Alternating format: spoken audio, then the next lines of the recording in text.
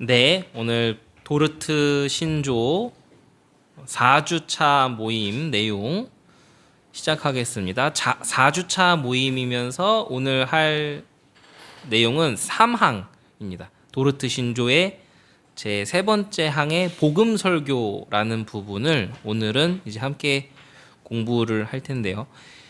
예전에 어떤 친구가 이제 한창 그 성경 공부하고 하면서 이제 신앙에 대해서 알아가는데 굉장한 재미를 느꼈었던 친구, 지금도 저희 목요일마다 같이 참여하는 청년이죠.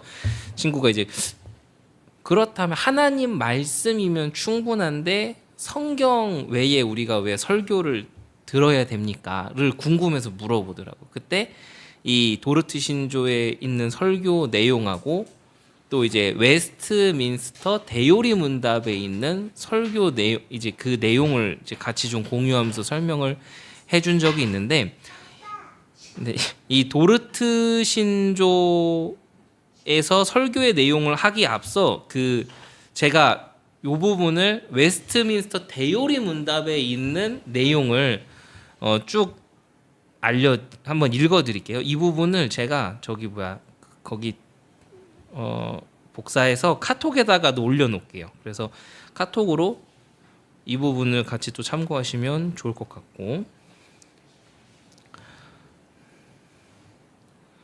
하는데, 복음 설교에 대한 내용을 웨스트민스터 대요리 문답에서는 이렇게 써 있습니다. 말씀 설교로 부름받은 사람들은 하나님의 말씀을 어떻게 설교해야 하는가를 대요리 문답에서 이렇게 가르치고 있어요.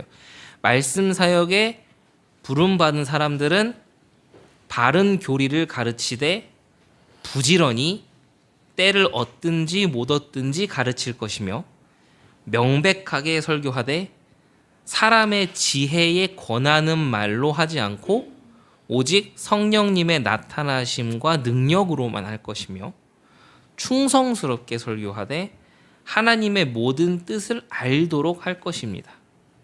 말씀을 듣는 자의 필요와 이해 능력에 적용하여 지혜롭게 설교하며 하나님과 그분의 백성의 영혼에 대한 뜨거운 사랑으로 열렬히 설교하며 하나님의 영광과 그들의 회개와 건덕과 구원을 목표로 성실히 설교해야 합니다. 라고 하면서 이 설교자가 어떻게 설교를 해야 되는가에 대한 그 설교자의 자세, 마음가짐에 대해서 설명을 하고 있죠. 그래서 이제 한국 교회에서 굉장히 차기 목회자들에게 이렇게 많은 가르침을 주고 계시는 부산의 한 목사님께서는 그 목사님 저서에 어떻게까지도 이야기를 하시냐면, 설교를 하는데 이 설교를 너무 많이 해서 이 설교의 질, 퀄리티가 떨어지지 않도록 항상 좀 이렇게 조절을 해야 된다라고 얘기를 하시더라고요.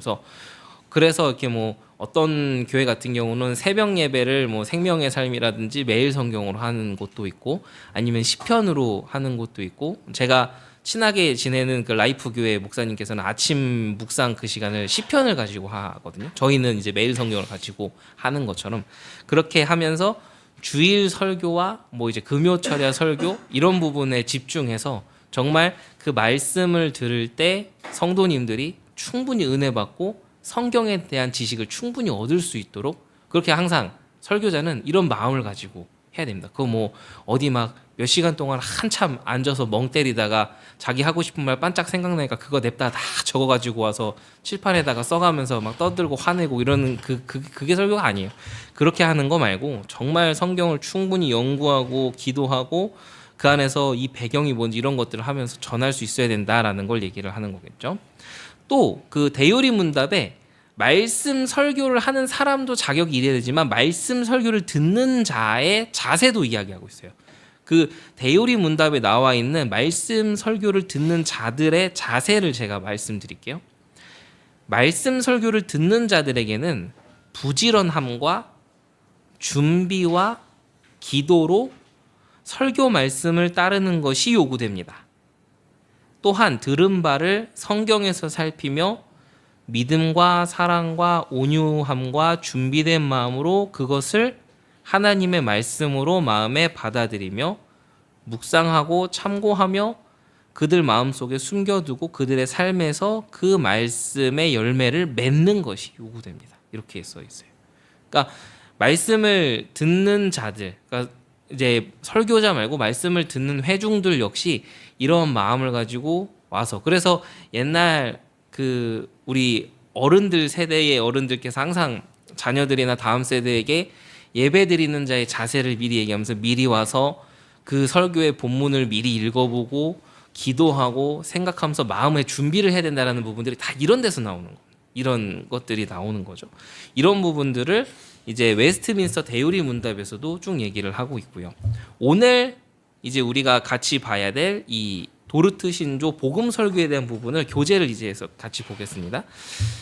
자, 3항 복음 설교. 자비로운 하나님께서는 이 기쁜 메시지를 선포할 자들을 자신이 원하는 사람들에게 자신이 원하는 때에 보내고 계십니다.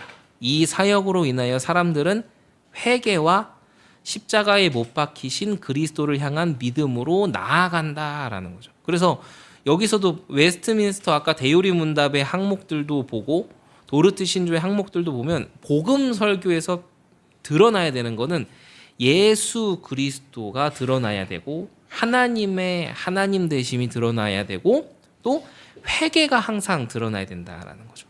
회개가 드러나고 십자가에 못 박히신 그리스도를 향한 그 믿음으로 나아가는 이런 삶의 적용에 대한 부분들도 늘 있습니다. 근데 이런 정확하게 교리에 입각한 정통적인 설교의 방식과 맥락과 내용들이 있는데 이단 사이비 단체들은 어떻게 하냐면 그런 부분들을 굉장히 종교적이다 아니면 되게 옛날 구식이다라는 걸 치부하면서 자기들 하고 싶은 것을 멋대로 설파를 하죠. 그러니까 그런 거랑 지금 우리가 보는 정통 신학에서 말하는 설교가 얼마나 지금 맥락이 다른지를 또 우리가 한 번 더 확인을 할 수가 있는 거예요. 그래서 로마서 10장 14절 15절에 이렇게 써 있죠. 그런즉 믿지 아니하는 이를 어찌 부르리오 듣지도 못한 이를 어찌 믿으리오 전파하는 이가 없이 어찌 들으리오. 많이 들었던 성경 구절이죠. 그러니까 하나님의 말씀을 전달하는 자가 제대로 전달하는 것은 이거는 정말 중요한 사명이고 그래서 설교하는 설교자들을 위해서 기도해야 되는다라는 중요성이 여기서 우리가 새삼 다시 점검되고 느껴질 수 있는 겁니다. 자, 믿음의 발생이라는 부분을 같이 보겠습니다. 믿음의 발생. 믿음은 인간의 노력이나 이성적인 탐구로 가질 수가 없어요. 그러니까 지식은 쌓일 수 있을지 모르겠지만 그 지식에 하나님이 주시는 믿음이 역사되기 위해서는 하나님이 주셔야 된다라는 걸 이야기를 하는 거죠. 믿음은 자기 마음을 강하게 하고 의지를 단단히 한다고 얻을 수 있는 것도 아닙니다. 그래서 내 믿음은 내 의지나 어떤 내 어떤 기력이나 내 어떤 이런 파이팅 넘치는 여름 그런 것에서 믿음이 나오는 게 아니라 하나님의 은혜로 하나님이 선물로 주셔야 그 믿음도 가질 수 있는 거예요. 그래서 우리가 예수님을 그리스도로 내 주라 시인할 수 있는 그 믿음도 하나님의 말씀을 들어서 무조건 될 수 있는 게 아니라 그 들은 하나님의 말씀에 성령께서 역사하시니까 그 믿음이 우리에게 주어지니까 우리가 고백할 수 있는 거예요. 이게 우리가 봐야 되는 이 믿음의 순서인 겁니다. 자, 계속해서 우리 교재를 보면요. 인간 스스로의 노력으로 믿음에 이룰 수 없습니다. 믿음은 하나님께서 우리에게 은혜의 수단을 통해서 주시는 거죠. 믿음은 그리스도를 통해서만이 용서받는 것을 깨닫고, 그러니까 그리스도를 통해서 용서받는 것을 깨달을 수 있는 거죠. 그리고 그리스도에게로 나오는 그것조차도 하나님이 은혜를 주셔야 나올 수 있다. 이거를 이야기를 하는 겁니다. 따라서 여기도 지금 나오고 있죠. 단지 그리스도에 대한 지식만을 가지고 있는 것을 구원의 믿음이라고 부르지 않습니다. 반드시 성령의 역사를 통한 영적 이해력이 있어야 된다라는 거죠. 예를 들어서 제가 나온 대학교가 지금은 이제 가톨릭 학교가 됐지만 원래는 이제 신학교가 있었던 이제 미션 스쿨의 대학교였는데 그런 미션스쿨 대학교에는 그 1학년 때 의무 필수 교양으로 기독교 그 학문 공부하는 과목들이 있어요. 근데 그거 전공 필수니까 무조건 듣거든요. 무조건 듣는데 여기 말하는 것처럼 그리스도에 대한 지식만을 가지고 있는 것을 구원의 믿음이라고 부르지 않는다. 이 말이 맞는 게 거기 있는 친구들 거기 있는 거 그 기독교 그거 다 들어야 돼요. 다 듣는데 거기서 다 예수 믿지 않고 대부분 안 믿어요. 대부분 안 믿고 정말 개 중에 진짜 그거 공부하다가 하나님 믿고 싶다 해서 그 교회 찾아오는 친구들도 있었어요. 그런 친구들. 그런 친구들이 바로 그 뒤에 얘기죠. 반드시 성령의 역사를 통한 영적인 이해력이 있어야 된다. 그거를 믿음이다. 라고 한다라고 얘기를 하는 거죠. 자, 믿음을 일으키는 수단이 무엇입니까? 믿음을 일으키는 수단이 바로 오늘 나오는 내용인 복음 설교에 대한 내용입니다. 믿음은 성령의 역사로 일어나는데 그리스도의 구속 사역의 근거를 두고 있고, 믿음은 하나님께서 정해 놓으신 은혜를 받는 수단들이 있는데 그거를 통해서 발생한다라는 거죠. 자, 말씀을 듣는 중에 일어나는 수단을 구원의 들음이라고 하는데, 하나님의 말씀을 들을 때 성령의 조명으로 믿음이 생기는 거예요. 그래서 하나님의 말씀, 이 복음 설교를 들을 때 성령께서 역사하시기 때문에 믿음이 생기는 거죠. 그래서 그 하이델베르크라든지 뭐 우리 웨스트민스터 소유리 문답 작년에 했던 내용이라든지 이런 데 보면은 그 복음 설교, 은혜의 수단 이런 것들이 나오는데 그게 이제 이런 내용들을 이야기하는 거예요. 자, 어디까지 했죠? 네. 자, 그래서 따라서 여기 보세요. 하나님의 말씀 없이는 믿음이 일어날 수 없기 때문에 말씀을 계속 듣고 연구하면서 그 위에 성령께서 역사하셔서 영적인 이해력과 각성이 일어나기를 기도해야 된다라고 하는 거예요. 그런 경우가 있어요. 내가 안 믿겠다고 발악을 하시는 분도 성령이 역사하면 순교자가 됩니다.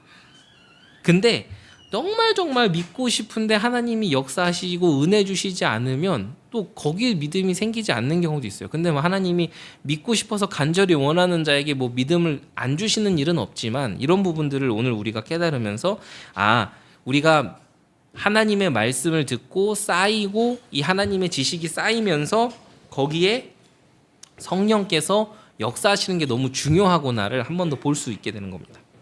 자, 그러면서 우리 내용을 보면 믿음을 일으키는 수단 밑에 부분을 보면은 거기 이렇게 써 있죠. 반면 부족한 성경 지식 혹은 잘못된 교리와 가르침 가운데서는 성령의 온전한 역사를 기대할 수 없습니다. 이게 너무 중요한 내용이죠.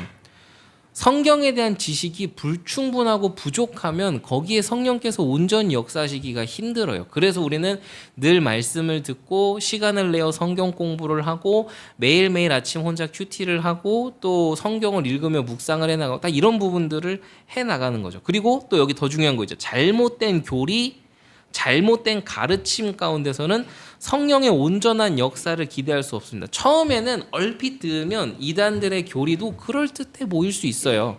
근데 그게 잘못된지 모르고 계속 잘못된 교리 속에서 계속 살아가다 보면은 서서히 영혼이 죽어가고 서서히 영혼이 딴 길로 가버리는 거죠. 그러면 나중에는 그 격차가 걷잡을 수 없이 벌어지게 됩니다. 나중엔 돌아오지 못할 정도로 그렇게 돼버리는 거죠. 그래서 우리가 정확한 교리를 배우는 것, 정확한 가르침을 받는 것이 너무도 중요하죠. 여기 써 있죠. 반드시 바른 가르침 속에 있어야 된다. 그래야 성령의 역사를 기대할 수 있다를 이야기하고 있습니다. 왜냐? 하나님께서 그렇게 정해 놓으셨기 때문이죠. 그래서 이제 그렇게 생각하면 됩니다. 이단의 잘못된 교리와 가르침 속에서 그들도 하나님을 얘기합니다. 그들도 성경을 읽어요. 그들도 찬송가를 불러요. 그들도 찬양을 같이 해요. 근데 본인이 알고 있는 하나님이 성경에서 말하는 하나님과 다른 하나님일 수도 있다는 걸 기억해야 돼요. 전에 제가 왜 얘기했잖아요.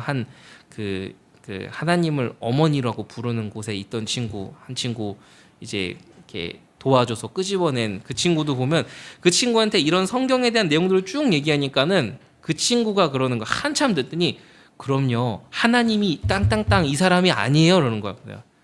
당연히 아니죠. 그러니까 그 친구는 그게 충격이었던 거야. 단 한 번도 그런 세계관을 겪어보지 않았는데 자기는 하나님이라고 알고 있었던 그들이 하나님이 아니었다는 게 그 사람 충격이었던 거죠. 이런 것처럼 잘못된 교리와 가르침 속에서는 성경에서 말씀하시는 하나님이 아니라 잘못 만들어진 하나님을 하나님인 줄 착각하고 믿는 불상사가 발생할 수 있다라는 거. 정말 무서운 말이에요. 신앙생활 열심히 하고 신앙생활 실컷 했어요. 그러고서는 나 이제 천국 갑니다라고 했는데 알고 보니까 그게 하나님이 아니었어. 죽어서 눈 떴는데 지옥문 앞이야. 끝난 거예요. 난 세상에 제일 그거만큼 무서운 일이 없는 것 같아요. 그런 부분들 참 조심하고 우리가 이런 부분 때문에 우리가 마음에 두고 기도하는 분들을 위해서 더욱더 눈물로 기도해야 되는 이유가 여기에 있는 거죠. 자, 전도자는 어떻게 정의를 내리는지 보겠습니다. 개혁주의적 입장에서 구속 계획을 갖고 계신 하나님께서 구원하실 백성으로 하여금 말씀을 듣게 하시기 위해, 그러니까 뭐냐면 하나님께서 구원하시기로 작정된 그 백성이 하나님의 말씀을 듣도록 하기 위해서 자신의 선택된 종을 보내는데 그게 전도자예요. 전도자 자체가 대단한 게 아니고 하나님이 그 사람에게 하나님의 말씀을 듣기 위해서 쓰신 도구일 뿐이에요. 근데 가끔 보면 그렇게 누군가가 신앙 간증을 할 때나 인터뷰를 할 때 뭐 이렇게 막 제가 뭐 전도자 누구를 만나서 뭐 생명의 은인이고, 그 잘못된 신앙입니다. 잘못된 신앙. 그러면서 나는 누구 때문에 복음을 받았기 때문에 그분이 어떤 일을 하고 어떤 잘못을 하고 그거는 문제가 되지. 아니에요. 무슨 소리들을 하시는 거예요. 그거 사람을 더 칭송하는 거예요. 본인들이 그러고 있는데 그런지도 모를 정도가 돼버리는 거죠. 그래서 전도자는 어떤 사람이에요? 구속 계획을 갖고 계신 하나님께서 자신이 구원하실 백성이 하나님의 말씀을 들어야 되니까 그 수단으로 사람을 선택하는데 그게 그냥 전도자인 거죠. 그걸 얘기하고 있습니다. 이는 하나님의 주권적 역사입니다. 그래서 하나님께서 하나님의 때에 자신의 때에 보내시는 거죠. 따라서 말씀 사역자 혹은 전도자를 물론 가볍게 봐서는 안 됩니다. 이 부분도 여기서 중요하게 얘기하고 있죠. 가볍게 보아서는 안 되며 그들이 전하는 하나님의 말씀을 주의 깊게 듣고 생각해야 된다라고 이야기하는데, 이 부분도 신앙 공부가 제대로 안 된 성도들에게 가스라이팅의 하나의 방편으로 쓰는 사람이 참 많다라는 걸 주의하셔야 됩니다. 이런 부분들이 중요하죠. 그래서 뭐 한국교회 초기의 내용들도 좀 나오고 있는데 이런 부분들. 그래서 전도자 중요합니다. 소중하죠. 그리고 그분들이 전하는 예수 그리스도의 복음의 메시지 너무 귀합니다. 하지만 그것과 내 멋대로 해석하고 말해놓은 것이 곧 하나님의 법이다라고 말하는 자들과 분별은 할 수 있어야 됩니다. 혼동하면 안 된다는 거죠. 자, 전도자의 중심 메시지가 나옵니다. 자, 전도자의 중심 메시지가 뭘까요? 하나님께서 자신의 백성을 구원하시기 위해 보내신 전도자의 메시지의 가장 주된 초점은, 보세요, 듣는 자들이 먼저 죄인이라는 사실을 깨닫게 하는 것에 있습니다. 죄인이라는 걸 깨닫게 하는 거 있는 거예요. 세례 요한이 이 땅에 와서 외친 메시지가 회개하라였어요. 예수 그리스도께서도 이 땅에 와서 회개하라, 천국이 가까이 왔다라고 말씀을 하셨죠. 그러니 전도, 복음을 전하는 전도자의 메시지는 뭐여야 됩니까? 당신이 죄인이고 당신의 죄를 해결하기 위해서, 죄 문제 해결하기 위해서 그리스도께서 오셨는데 그 그리스도께 무릎 꿇어야 됩니다. 이게 메시지여야 되는 거예요. 자, 보세요. 그 어디도 사단이 없죠. 사단은 메인이 아니에요. 사단이 주된 내용이 아니에요. 근데 자꾸 거기다가 포커스를 맞추면 나중에 이상하게 가는 거죠. 자, 뒤에 보시면 16페이지 보시면 여기 써있죠. 이제까지 그리스도의 방법대로 실천한 수많은 전도자가 있었어요. 이제 청교도로 아메리카 인디언에게 복음을 전했던 존 엘리엇, 그분은 보세요. 존 엘리엇은 인디언에게 처음 가서 10계명을 설교했어요. 그리고 계속해서 10계명을 설교하고 또 했어요. 왜 그렇게 했어요? 죄의 실체가 무엇인지를 경험하게 하려고. 자, 그다음 세기에 아메리카 인디언들을 위해 선교사로 헌신했던 데이비드 브레이너드라는 분은 자신이 하나님의 말씀을 전할 때 듣는 이들이 죄인이라는 사실을 깨닫게 되도록 기도하면서 전도 사역을 펼쳤어요. 자, 이분들의 사역을 보세요. 설교 사역이었어요. 하나님 말씀을 전달하는 설교 사역. 그리고 한국 교회의 가장 강력한 선교부를 세웠던 여기 사무엘 모펫이라는 선교사님이 있는데, 이분도 나중에 얘기하시는 회고하실 때 뭐라고 하냐면, 전도할 때 한국인들로 하여금 죄가 무엇인지 분명히 알게 하고 죄의 실체와 지독함을 깨닫게 했기 때문에 한국 교회가 부흥할 수 있었다라는 걸 얘기하셨죠. 제가 이제 대학교 다닐 때 한국 교회사를 굉장히 좀 이렇게 좀 전공으로 계속 글로 가고 싶어서까지 공부를 했었는데, 1907년에 평양 대부흥 운동이 일어났을 때 당시에도 평양 대부흥 운동이 일어날 수 있었던 결정적인 이유는 뭐냐면, 사람들이 자신이 죄인이라는 걸 깨닫고 회개하면서부터요. 그래서 복음전도 정말 영적인 부흥의 시작점은 뭡니까? 자신이 죄인이라는 걸 깨닫고 눈물로 회개하며 엎드리는 것에서부터 진짜 부흥과 진짜 전도의 역사는 일어난다라는 것이죠. 이거를 우리는 잘 정리를 해야 됩니다. 자, 내용을 지금까지 보셨던 내용을 보시면 그 어디에도 사탄이 우리를 잡고 있기 때문에 거기서 빠져나와야 된다는 얘기는 그 어디도 없죠. 지금 그 어디도 없어요. 전도에 있어서 이 나를 붙잡고 소나기에 가득 쥐고 있는 사탄의 손에서 빠져나와야 된다는 메시지가 우선이 되면 나중에 교리가 이상한 데로 빠지게 돼 있어요. 그래서 하나님 나라가 임하면 사탄은 당연히 힘을 못 쓰는 겁니다. 예수 그리스도의 복음이 선포되어지면 당연히 그 나라는 무너지는 거죠.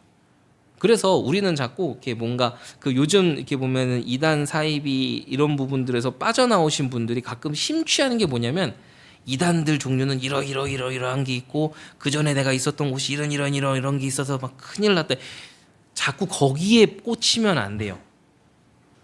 정확한 스탠다드의 신학, 바른 정통교리가 뭔지를 그거부터 알아야 돼요.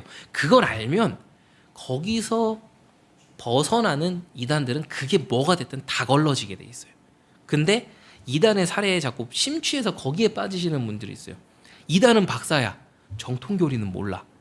그럼 그 사람은 또 나중에 신종이단으로 가는 겁니다. 왜냐? 이분은 정통교리에 대한 기준이 없기 때문에. 그래서 정통교리가 그래서 중요한 겁니다. 자, 사역의 결과. 전도자의 이러한 사역은 죄를 깨닫게 하는데 중요합니다. 전도자의 사역은 죄를 깨닫게 하는 거예요. 죄를 깨닫게 하는 거예요. 이들의 메시지 위에, 그 죄를 깨닫게 하는 그 메시지 위에 성령이 역사하시면 죄에 대한 각성은 더욱 분명하고 깊어지죠. 요한복음 16장 8절에 기록된 데에 의하면 성령께서 오셔서 죄에 대해 책망하심으로 각성이 일어나고, 내가 하나님의 계명을 어긴 것이 정말 심각한 것인 걸 깨닫게 되고, 하나님의 심판이 나에게 불가피해졌다라는 걸 깨닫게 되는 겁니다. 그러면 어떻게 돼요? 비참함이라는 걸 깨닫게 돼요. 그러면서 어떻게 됩니까? 형제여 그럼 우리가 어찌할꼬. 사도행전에 그 고백이 나오게 되는 거죠. 그때 주 예수를 믿으라, 이렇게 되는 거죠. 자, 이렇듯 전도자의 사역과 성령의 역사로 죄를 깨달은 죄인은 죄에서 떠나기 시작합니다. 그리고 죄를 애통해하면서 용서를 구하게 되지요. 자, 그래서 이렇게 성령이 임하고 영적 각성이 임하면 죄를 애통해하며 용서를 구하게 되는 거죠. 이것이 구원에 이르는 회개로 나아가는 길입니다. 용서를 갈망하면서 자신의 더러움과 불의를 덮을 수 있는 수단을 찾게 됩니다. 이로써 그리스도를 깨닫게 되고 그리스도에 대한 믿음이 일어나게 되는 거죠.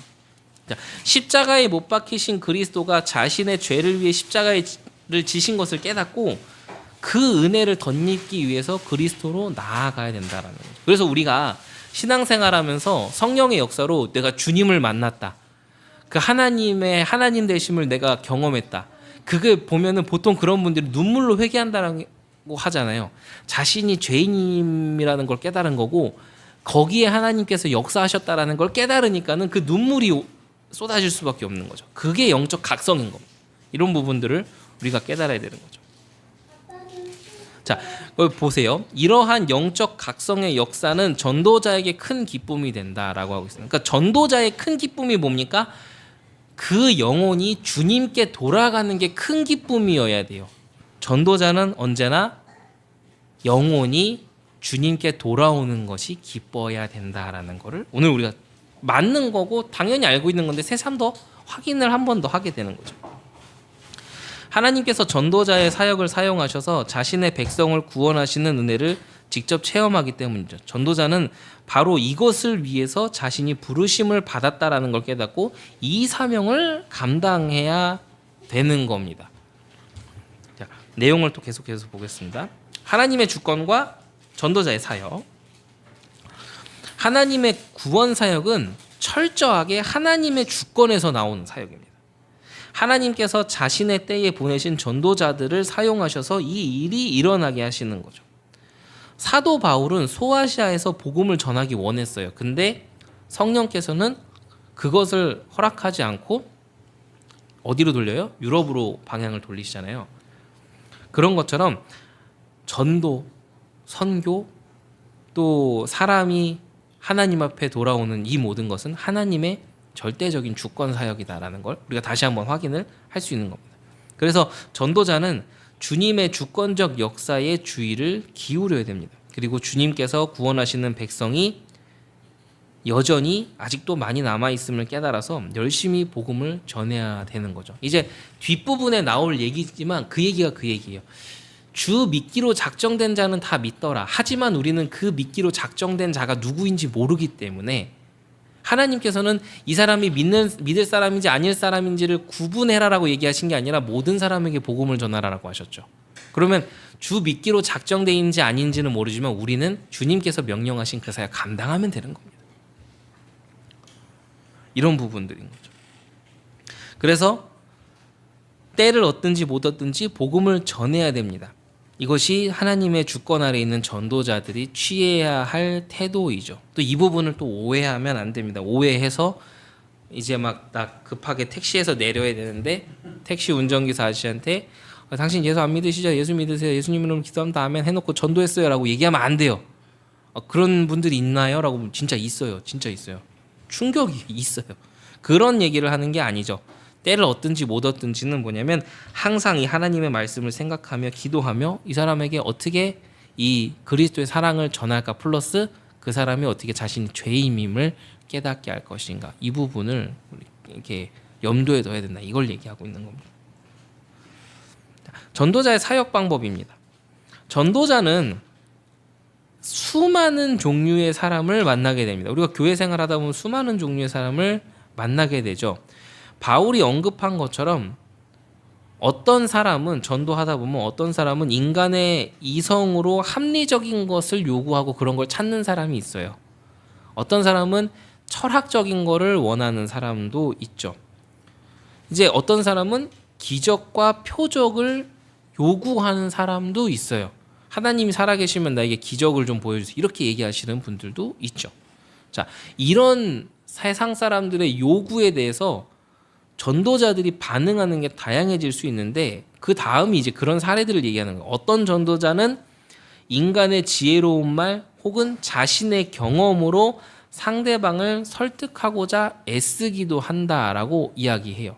그래서 가끔 그 설교한다고 올라오는 이런 분들 중에 그렇게 얘기하는 분들을 어릴 때 많이 들었던 거예요. 나는 뭐 설교자로 서는 게 아니라 증인으로 선다. 그 말 참 되게 앞뒤 안 맞는 웃긴 말이거든요. 여기 뭐라고 써 있어요? 어떤 전도자는 인간의 지혜로운 말 혹은 자신의 경험으로 상대방을 설득하고자 애쓰기도 하는데 그렇게 해서는 안 된다라는 거죠. 그건 내 경험이에요. 하나님이 내게 주신 내 경험이지 그게 일반적인 경험이 될 수는 없어요. 그래서 설교하러 수협의 강단에 세워놨더니 실컷 자기 얘기하고 내려가요. 그런 사람 진짜 많아요. 그건 설교가 아닙니다. 그건. 반면 어떤 전도자는 이런 사람들은 전도자라고 말할 수 있을까 싶긴 한데 어떤 전도자는 귀신을 내쫓고 표적을 나타내므로 사람들에게 하나님의 살아계심을 나타내고 예수를 믿는. 그래서 보면 그런 거 있잖아요. 이렇게 TV 프로그램 중에 귀신 쫓는 것만 하는 사람들이 있어요. 귀신 쫓는 것만 하는 사람들이 있고, 어떤 사람은 이렇게 얘기하죠. 그러니까 뭐 하나님의 자녀인지를 확인하려면 무당집 찾아가 봐라. 그것도 한두 번이죠. 그건 하나의 과정일 뿐입니다. 그게 그분의 그 아이덴티티가 되면 안 돼요. 그거 되게 위험해지는 거예요. 자, 20세기의 복음주의 교회에서는 쉽게 믿을 수 있는 기계적인 전도법을 개발했어요. 뭐 되게 많죠. 뭐 사형리도 있고, 뭐 무슨 이렇게 글 없는데 색깔로만 돼 있는 책자도 있고, 뭐 또 뭐 구원의 길이라는 걸로 해서들 많이들 쓰기도 하고, 뭐 이렇게 많이 하는데, 아니면은 뭐 능력 전도. 이거 뭐냐면 그 앞에서 뭐 부흥회나 뭐 이런 거에서 막 그 부흥회라고 해서 치유 집회 이런 거 열어 가지고 막 전도 거기서 막 같이 부흥 집회하고 주여 믿습니다 하면서 막 기도하다 보면은 막 아팠던 사람이 일어나고 막 이런 부분들, 그걸 능력 전도라고. 이런 것들, 이게 다 뭐예요? 다소 포커스가 빗나간, 하나님이 좋아하시는, 하나님이 원하시는 전도가 아니라는 걸 지금 쭉 얘기를 하고 있는 겁니다. 그래서 사도 바울은 뭐라고 합니까? 인간의 지혜로 하지 말고 성령의 나타나심으로 하라고 말을 하고 있습니다. 그럼 사람들은 이렇게 얘기해요. 아니 예수님도 귀신 쫓으셨지 않냐? 사도 바울도 그렇게 했지 않냐? 근데 그걸 아셔야 됩니다. 그것만 하지 않았다라는 것을. 하나님의 말씀을 전달하는 말씀 사역이 중심이었고, 그 사역을 하다 보면 그 상황과 때에 맞게 하나님이 필요하시면 그 사역을 허락하신 거지, 그게 주 사역이 아니었다라는 걸 기억해요. 이 주객 전도가 되면 안 된다라는 걸 얘기를 하는 거죠. 또 여기 또 써 있습니다. 16페이지 그 밑에 부분은 피전도자, 그러니까 이제 전도 대상자를 얘기하는 거죠. 피전도자의 감정에 호소하거나 뭔가 극적인 상황을 만들어서 예수 믿겠다고 하는 결심을 끌어내지 말라고 합니다. 이런 부분들. 보통 이게 부흥 집회 이럴 때 많아요. 부흥회 이런 것들 되게 많죠. 부흥회랑 사경회는 달라요.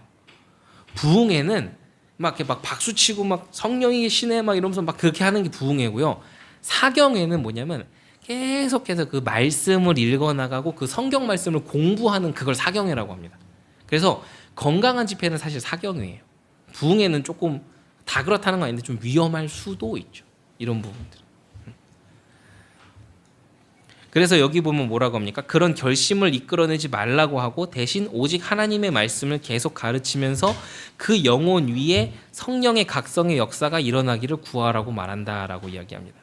그래서 있는 게 말씀 사경회거든요.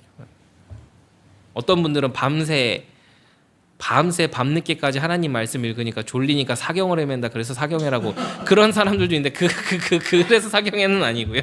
말은 그럴 듯한데 그것 때문에 그런 건 아니고, 예, 이런 부분들 우리 기억하면 좋습니다. 그래서 구원을 얻기 위해서는 성령의 역사로 인해 영적인 이해력이 생겨야 된다. 그러니까 성령의 역사심이 있어야 된다는 거죠.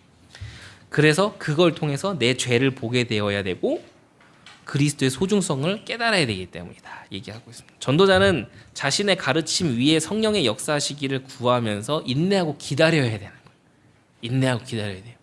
반응 없다고 성질내고 삐져가지고 나가는 게 아니라요. 인간적인 쉬운 방법을 사용하면, 즉 감정적으로 인도하여 결심을 유도하면 진정으로 회심한 자를 얻기 힘듭니다. 나중에 안 나와요. 그런 사람들 나중에 안 나와요.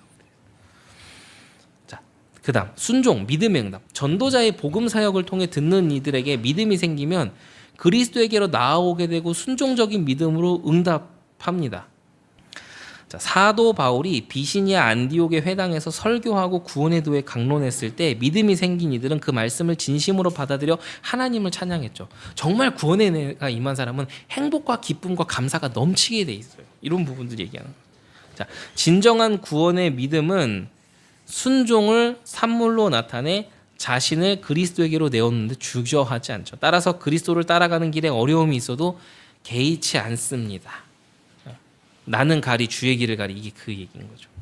자기를 부정하고 자기 십자가를 질 준비를 시작하는 겁니다. 자, 주님은 제자와 무리를 구별했어요. 근데 이 단어도 한국 교회의 많은 분들이 부탁드립니다. 가스라이팅으로 쓰지 않으시기를 좀 부탁드리겠습니다. 이게 자기 말 안 따라온다고 제자 아니네 이러지 마시고요. 그건 잘못 쓰시는 겁니다. 무리는 예수님을 따라다니며 말씀을 듣긴 듣는데 그리스도를 위해 희생을 치르거나 비용을 지불할 준비가 전혀 되지 않은 자들을 무리라고 해요. 근데 모르죠. 그 무리 안에서도 하나님의 계획이 또 시간표가 임하면 그 사람이 어떻게 회심할지를 모르는 거잖아요. 그러니까 주님은 보세요. 모든 사람을 다 사랑하시고 민망함으로 눈물 흘리시고 그러잖아요. 이게 바로 우리가 닮아가야 될 주님의 사랑인 것이죠. 자, 그래서 무리는 어떤 사람들입니까? 자신들이 원하는 것만을 그리스도에게 얻고자 할 뿐이죠. 그래서 무리에게는 구원의 증거가 없습니다. 그럼 구원의 증거라는 것이 무엇입니까? 삶이 변하지 않고 삶의 열매가 맺어지지 않는 거를 구원의 증거라고 합니다. 구원의 증거는 그걸로 보는 거죠. 그래서 예수님께서는 그들을 물리치셨죠. 무리가 자꾸 모이지 않게끔 그래서 따로 가시고 따로 보시고 이렇게 하신 거죠. 또한 무리가 떠나가도록 영생에 대한 말씀을 분명히 가르쳤어요. 이 말이 무슨 말이냐면 자꾸 병자를 고치고 귀신을 내어 쫓고 막 물고기 2마리 보리빵 5개로 막 사람 먹이고 이 사역을 집중적으로 하신 게 아니라는 거죠. 언제나 말씀 사역이 위주였어요. 말씀 사역을 해야 무리는 떠납니다. 왜냐? 영생의 말씀이 있는 곳에 제자가 모이기 때문이죠. 그걸 이야기하시는 거죠. 제자들은 예수님의 은혜에 대해 자신을 부정하고 자기 십자가를 질 준비가 되어 있죠. 그래서 따라왔죠. 그 은혜를 귀중히 여김으로 기꺼이 손실과 비용을 치를 준비를 합니다. 그리스도는 지금도 이렇게 자신의 백성을 부르시고 계신다는 걸 기억해야 됩니다. 이 부르심이 유효한 자에게는 순종이 믿음의 응답으로 나타납니다. 자, 마지막에 있는 그걸 볼게요. 하이퍼 칼빈주의.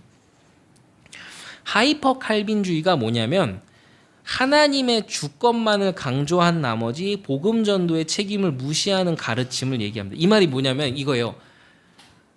아니, 우리 칼빈주의는 예정론이야. 주 믿기로 작정된 자는 다 예수님 믿는데 그러면 다 이미 예정돼 있는데 굳이 내가 전도할 이유가 뭐 있어? 가만히 있어도 돼. 이게 하이퍼 칼빈주의라는 거예요. 그게 하이퍼 칼빈주의입니다. 하이퍼 칼빈주의는 하나님의 예정 교리를 남용하는 겁니다. 하나님께서 예정하신 백성은 하나님께서 결국 구원하실 거니까 복음 전도할 필요 없어. 그냥 가만히 있어도 돼. 너만 잘해. 이렇게 돼버린다는 거예요. 그게 위험하다라는 거예요. 하이퍼 칼빈주의는 1690년대부터 1790년대 사이에 영국 교회에서 유행해서 교회가 잠들어 버리게 생명력을 잃게 만들었습니다. 그래서 도르트 신조에는 그런 부분도 꼬집고 있는 거죠. 예정론의 남용을 분명히 반대하고 있습니다. 예정론은 전도 대상자에게 적용되어야 될 교리가 아니라 구원받은 자에게 적용되어져야 될 교리인 거예요. 그러니까 아직 하나님의 은혜를 모르는 신앙으로 들어오지 않은 이에게 굳이 예정론을 말할 필요 없어요. 하지만 주 믿기로 작정된 자가 하나님을 알아갈 때는 예정론을 이야기를 해야죠. 당신이 이런 예정론 속에 하나님의 계획론 속에 하나님의 은혜를 입은 당신이 이렇게 소중한 사람입니다. 그건 그때 가서 얘기하는 거죠. 그걸 얘기를 하는 거예요. 그래서 하나님께서 자신의 백성을 구원하시기 예정하셨다 할지라도 그것에 대한 지식이 인간에게는 없죠. 아직 없어요. 누구도 몰라요. 이 사람이 예정된 자인지 아닌지 모르는 거죠. 그리고 주님께서 모든 민족에게 복음을 전하라고 이미 명령하셨기 때문에 우리는 그저 복음을 전할 뿐인 거죠. 그 사람이 예정된 자인지 아닌지는 하나님 주권에 있는 거죠. 그래서 도르트 신조는 하나님의 때에 전도자를 보내주시는 것을 분명히 밝히고 있고 하나님의 백성이 예정되었어도 그가 구원받기 위해서는 성령의 유효한 역사가 필요한데 그 성령의 유효한 역사는 하나님의 말씀을 들을 때 나타난다. 이걸 이야기를 하는 겁니다. 그래서 이런 전도자와 복음 설교 이런 것들을 건강하게 알아가는 부분들이 필요하다라는 것입니다. 그래서 도르트 신조 오늘 내용은 여기까지입니다. 이걸 가지고 또 공부하고 지금까지 혹시나 내가 알고 있었던 전도 방법, 접근 방식 이런 것들이 잘못되진 않았었나 이런 거를 좀 돌아볼 수 있는 시간도 될 것 같고요. 그렇게 그런 재미있는 시간이었습니다. 오늘 기도하고 마치겠습니다. 하나님 감사합니다. 오늘 같이 이렇게 즐겁게 하나님의 믿음의 교리를 공부하고 또 우리의 신앙을 바르게 잡아나가게 하심에 감사를 드립니다. 우리의 신앙이 더욱더 건강하게 바르게 세워질 수 있도록 하나님 우리에게 은혜를 허락하여 주시옵시고 성령의 역사하심 가운데 그 구원의 은혜에 즐거이 기쁘게 참여하는 우리 모두가 되게 하여 주옵소서. 예수 그리스도 이름으로 기도합니다. 아멘.